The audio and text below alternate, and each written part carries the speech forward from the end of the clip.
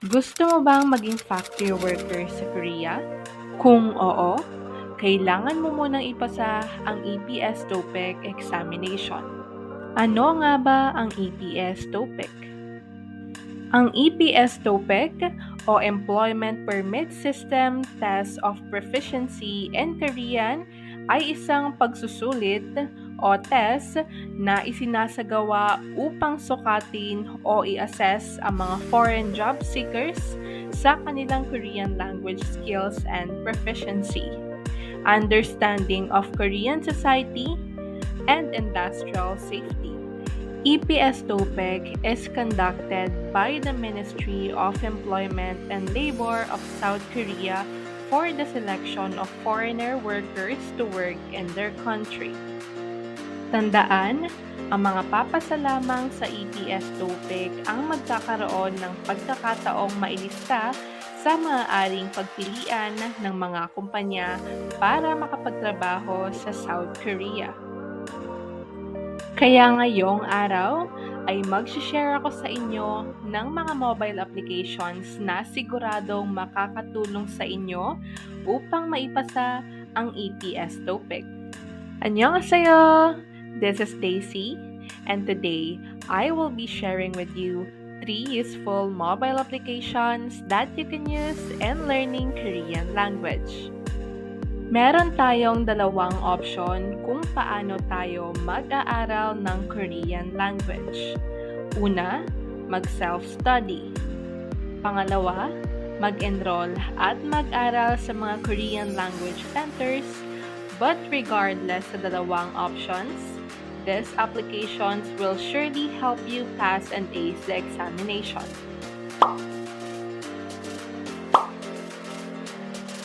First, Korean Hangul. Korean Hangul is an offline application available on Play Store. In learning Korean language, of course, we need to start in the basic and its foundation, which is the alphabet. This is their homepage.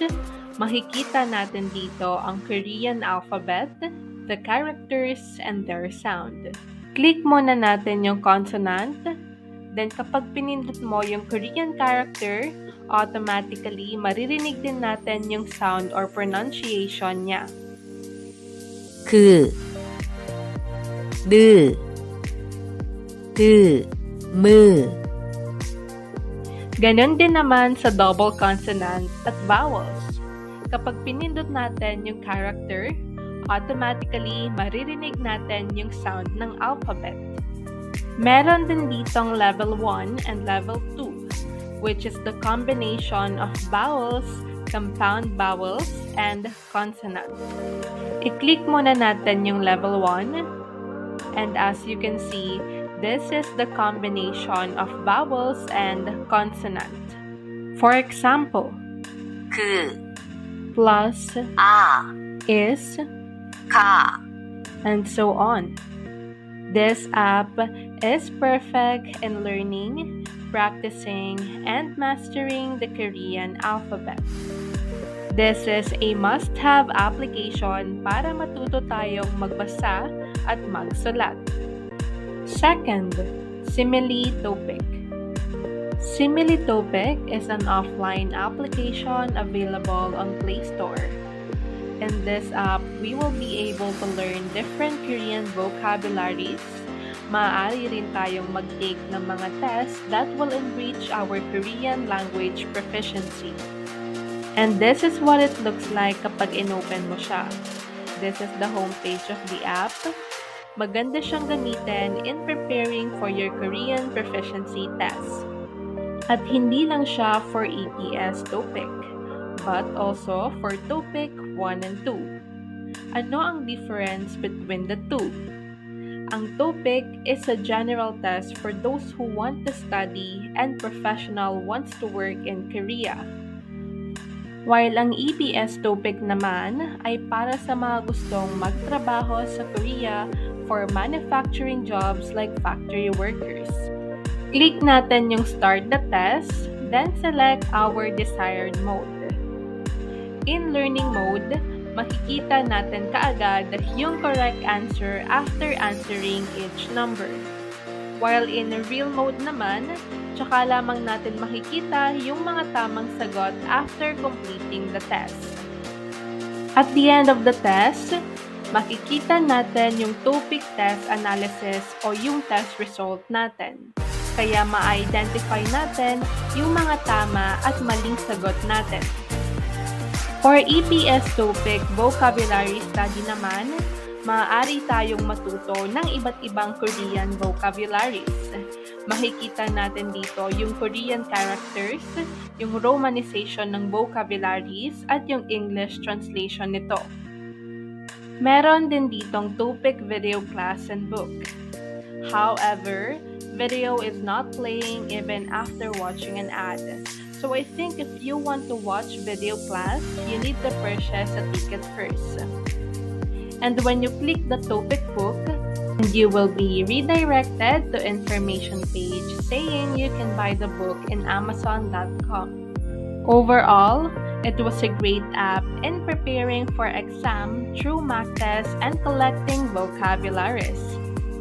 And last but not the least, EPS TOPIK. EPS TOPIK is an online application available on Play Store. This is also a good app in preparing for the EPS TOPIK examination. This is the homepage of the application. It was divided into 3 categories. In general part, we have reading and listening, and mostly the topic is basic in the daily life, like the things that we use, the things that we do, and so on. Reading has 50 parts, at ito yung part 1. Just click start to begin answering. So in answering, you just need to choose the correct answer based on the picture on each level.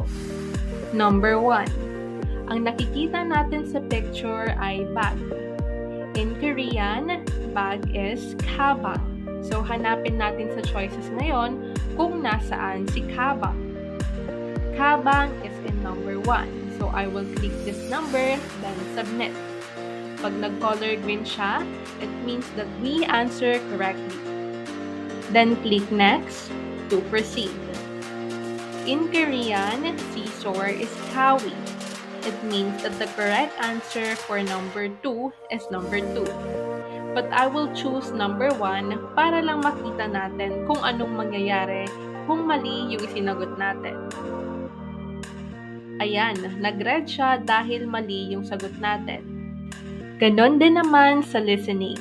Kailangan lang nating makinig at i-analyze yung question ng mabuti bago piliin ang tamang sagot. Makikita din natin dito yung mga past examination papers ng mga ibang bansa like Nepal, Cambodia, Indonesia, and Vietnam. Ang specific part naman is work-related tests. Meron ditong for machinery moldings, electronics, metals, food-related, textile, chemicals, plastic, and pulp paper and wood. At ganun lang din siya, kailangan lang natin i-analyze ng mabuti ang bawat tanong bago mamili ng tamang sagot. At dyan nagtatapos ang video na ito. Kung sa tingin nyo ay helpful ang video ito, huwag nyo kalimutang mag-like and subscribe. Thank you for watching. Bye!